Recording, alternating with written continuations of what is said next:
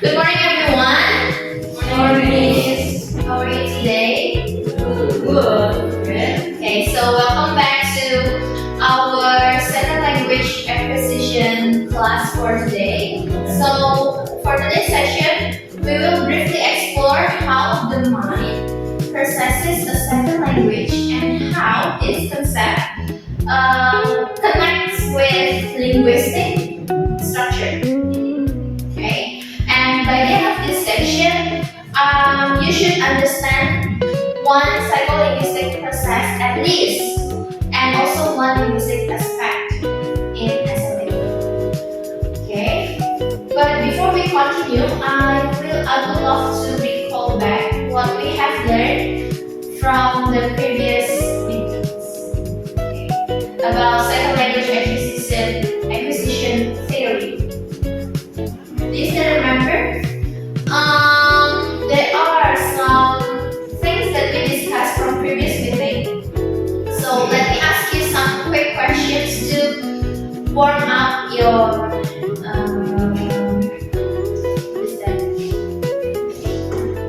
material from the previous meetings. According to our last topic, what influences a learner's success in acquiring a second language? Please?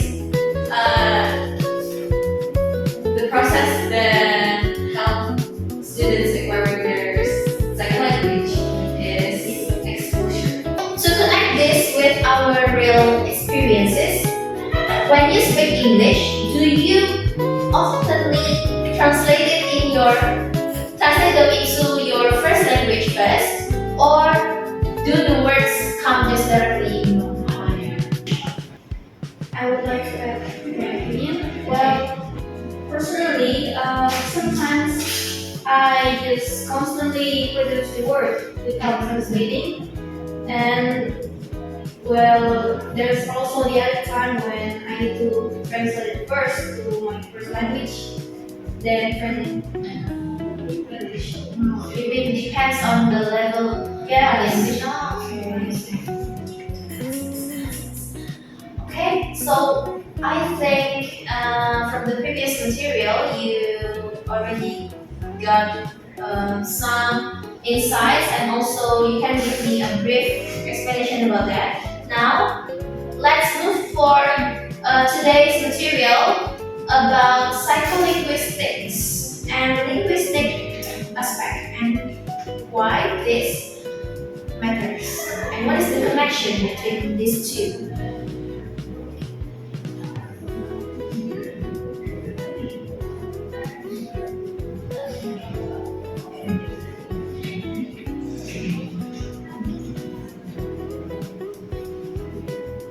Can you see that?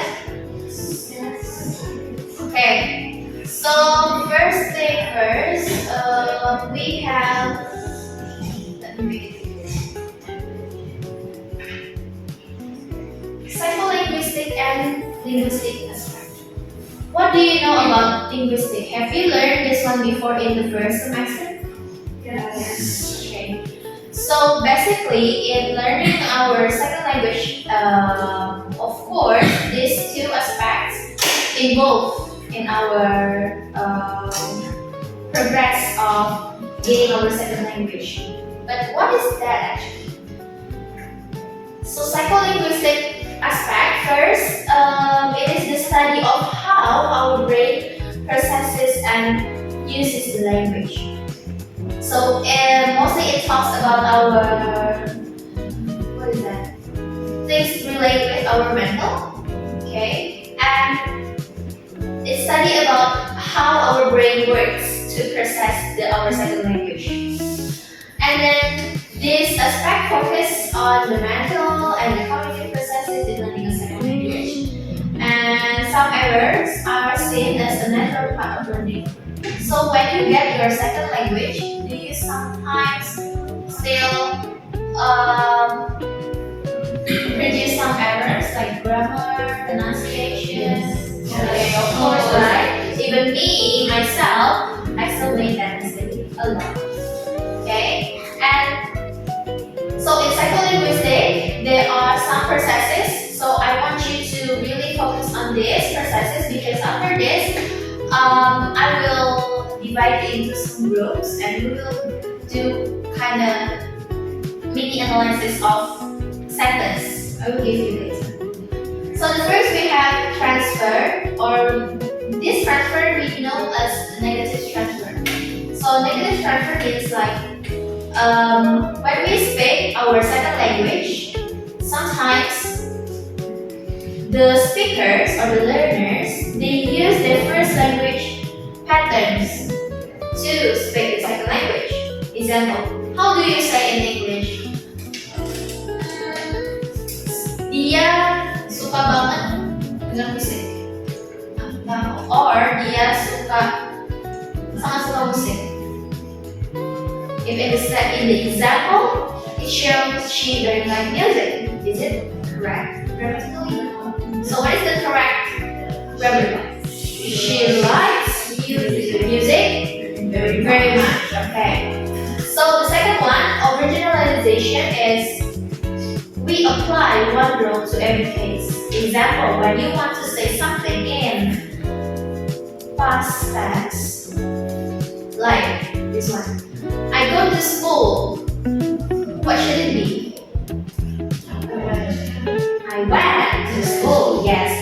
Why do you think the speaker used good? Because probably they know the regular forms of consonant and they try the same pattern, which they do good. Yes. Example like walk. We just need to put ed behind and it's a stance. But for go or goes, it cannot goes with that way. Okay. And the next one we have fossilization. This process means when language learning stops progressing. Like example, the speaker said he go instead of he goes. So in learning the second language acquisition, the input and the feedback that the learners gain is just based on what they hear and they input in the brain. So when we learn our second language, do you prefer to learn it in the class like formal session, or you get it by your own way?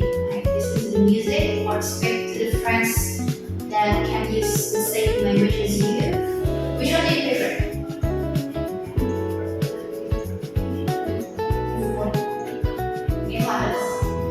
Informal class. Okay. Like what example that you usually apply in your life? Me, I'm a person who don't really like to learn formal because we only follow the structure, per se. But if we get it from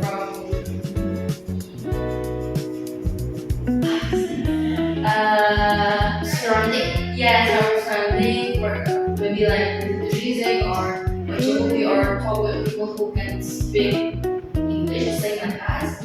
Like we can memorize it easily because we know the action happens. Okay, thank you. Okay, so I do agree. When I learn English as well, I prefer to apply that in my daily basis rather than to have a formal class.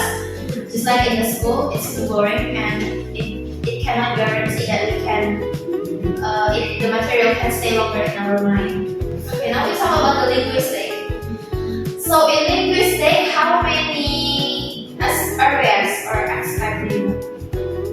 We have phonology. It talks about the pronunciation affected by L1, like 3, and then morphology, like he go instead of he goes. Talk about the grammar things, and then syntax. When you want to say I am happy, sometimes the learners make some errors like they don't put it to be like I am happy instead of I am happy. And say 5 wrong word, meaning like I am boring instead of I am bored. Do you have another example when the learners give the wrong, this one, like semantics? Do you find it in your semantic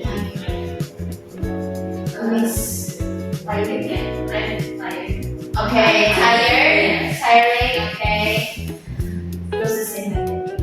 Okay, I think for the PPT, I will share to your group later, and please read that in your free time, because I will go directly with our analysis to make you understand more about the aspect of this one and the process of psycholinguistic. Alright? Okay, before that, I would like to give the explanation how this psycholinguistic and linguistic connect each other. Would you mind to read the 3 points there? Please, Christine. Connection between two aspects. One, psycholinguistics explains how learners create language. Second, linguistic shows what the language looks like.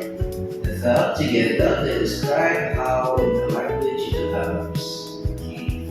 So basically, psycholinguistic explains how the learners create the language. So it's about something in our brain, okay? And then the linguistic shows that what the language looks like, okay?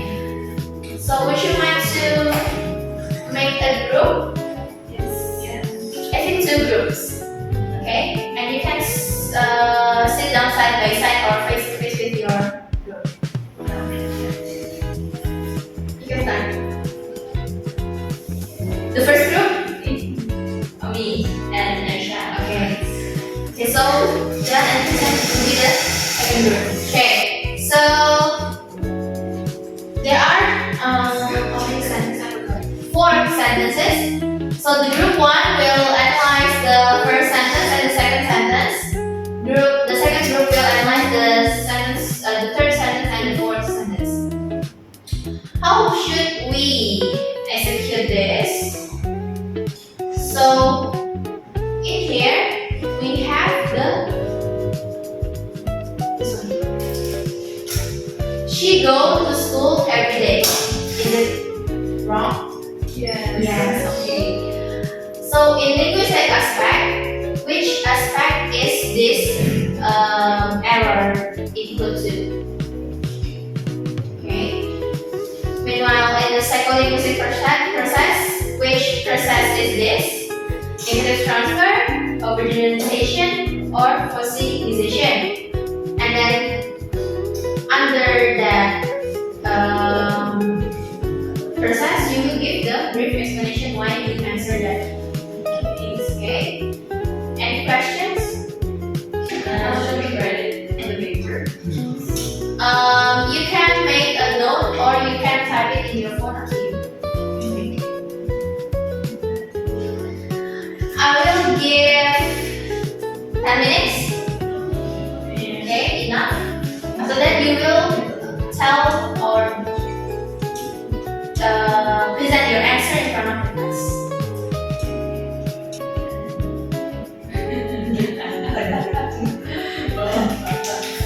Okay, group 2, please present your answer in front of the class. Okay, which sentence? Sentence 3 and 4. Okay. Maybe here? Here's one. Oh. Maybe Chris? Okay, for sentence 3, we found the incorrect one is the second one, because in that sentence, I say the answer is correct. But in the linguistic aspect, we found that it is wrong because of the phonology. Because there it should not be sick, but rather thick. It is missing the letter T. Now for the psycholinguistic process, we have found that it is on the incorrect due to the L1 aspect or the phonological difference. Why? Because the learner's mental understanding is influenced by the L1 or their native language. So it caused a difficulty in pronouncing the T sound. What process is that for psycholinguistic? For psycholinguistic, it is in L1 phonological interference. Okay. As for the sentence 4, with the sentence, please borrow me your pen. I think the wrong part is in borrow me. Since maybe the lyrics are confused between lend versus borrow. So the linguistic aspect is that semantics, in which the meaning issues, and what the psycholinguistic process is L1 transfer, which is the part, and I think that's all. Okay. What process that the psycholinguistic one? L1 transfer. Okay. On English transfer? Yes. Same. Okay. You want to add anything else? No. No. That's it? Okay, please close it. Okay, so that's all from our presentation. Thank you all for listening and for your attention. Okay, thank you. Okay, next, group 1.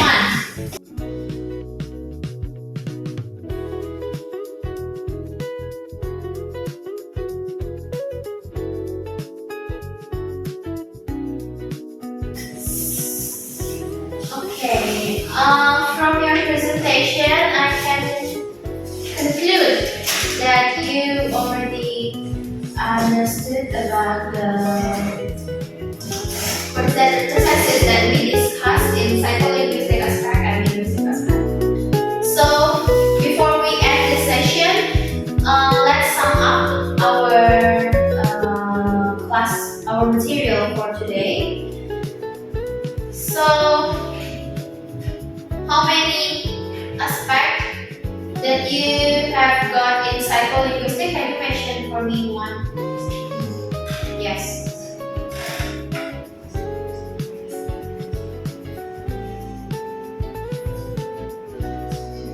One student will mention one process. From you, maybe? Just will mention one process. Facilitation. Okay, and then? Organization. Okay, thank you. And what about linguistic? Phonology. Semantic. Okay. Morphology. Okay, nice one. Okay, so to conclude our session for today, so psycholinguistic explains how the mind processes the language. Meanwhile, the linguistic explains what is being processed. Okay, do you have any questions before we end this session? No. Fair enough? Yes. Okay, so I will send you right away in the group for our PPT for today's session. Please read it again in your house, and next meeting probably we will give a brief review about that again. Okay, thank you so much for coming and see you next